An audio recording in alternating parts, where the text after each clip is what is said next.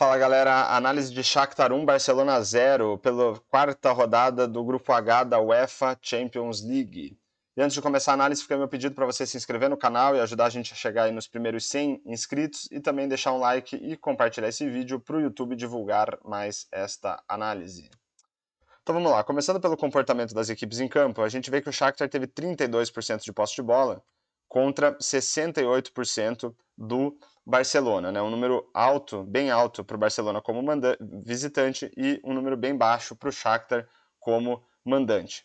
Aqui embaixo a gente tem a distribuição média dos jogadores em campo, que a ideia aqui é a gente avaliar se teve alguma equipe que jogou mais avançada dentro do campo, pressionando o seu adversário contra o seu campo defensivo, e aqui fica bem claro que os jogadores do Barcelona, na média, aí, tiveram mais adiantados, e quando a gente substitui os jogadores por duas linhas aqui que representam cada um dos times, a gente vê a linha do Barcelona até a frente da linha do meio de campo, mostrando, né, que o Barcelona, de fato, empurrou o Shakhtar para jogar dentro do seu campo defensivo. Aqui embaixo a gente tem a concentração de jogadas da partida, que também vai ajudar a gente a entender um pouco melhor esse comportamento. 47% do total de jogadas da partida foram no campo do Shakhtar, 41% no meio de campo e apenas 36% no campo defensivo do Barcelona. Quando a gente quebra esses percentuais entre as equipes, a gente vai ver que o Barcelona dominou o meio de campo, né, com 29% do total de jogadas da partida, sendo do Barcelona no meio, contra 12% do Shakhtar, e o Barcelona também conseguiu produzir mais no campo de ataque, né? Do total de jogadas da partida, 23%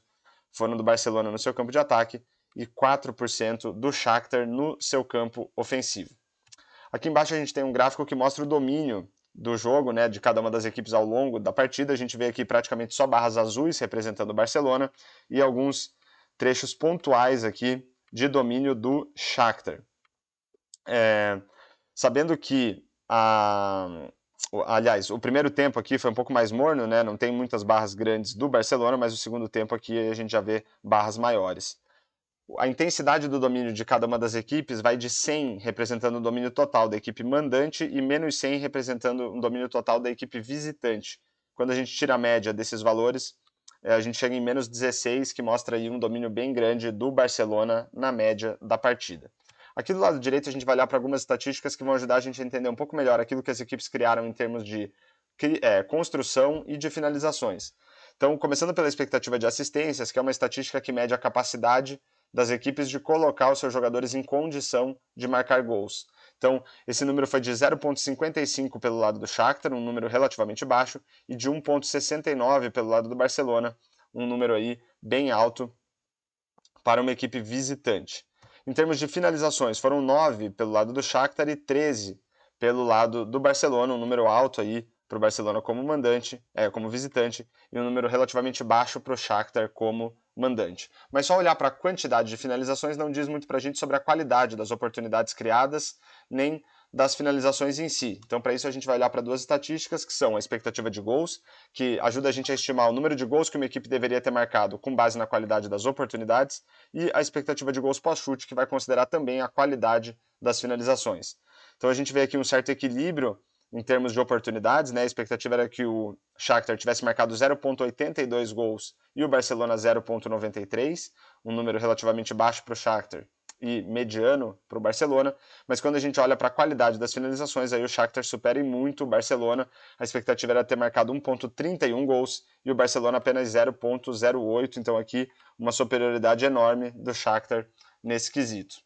Quando a gente olha para a diferença entre a expectativa de gols pós-chute e a expectativa de gols, a gente vai ter uma dimensão do desempenho das equipes nas finalizações. Então esse valor é de 0,49 para o Shakhtar, um número bom, que mostra aí que os atacantes do Shakhtar conseguiram elevar a expectativa de gols do seu time com base na qualidade das finalizações, e pelo contrário, do lado do Barcelona, né, esse valor é de menos 0,85, que mostra um desempenho bem ruim aí do Barcelona nas finalizações.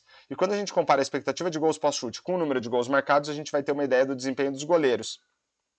Então a gente vê, pelo lado do Shakhtar, a expectativa era marcar 1,31 gols e marcou apenas 1. Essa diferença de menos 0,31 mostra um desempenho relativamente bom do goleiro do Barcelona, que tomou aí um pouco a menos de gols do que o esperado. Pelo lado do Barcelona, a expectativa era marcar 0,08 gols e não marcou nenhum, então essa diferença aqui de menos 0,08, praticamente zero, vai mostrar um desempenho neutro do goleiro do Shakhtar. Eu trago esses números aqui em forma de gráfico de barras para a gente entender um pouco melhor a construção desses placares.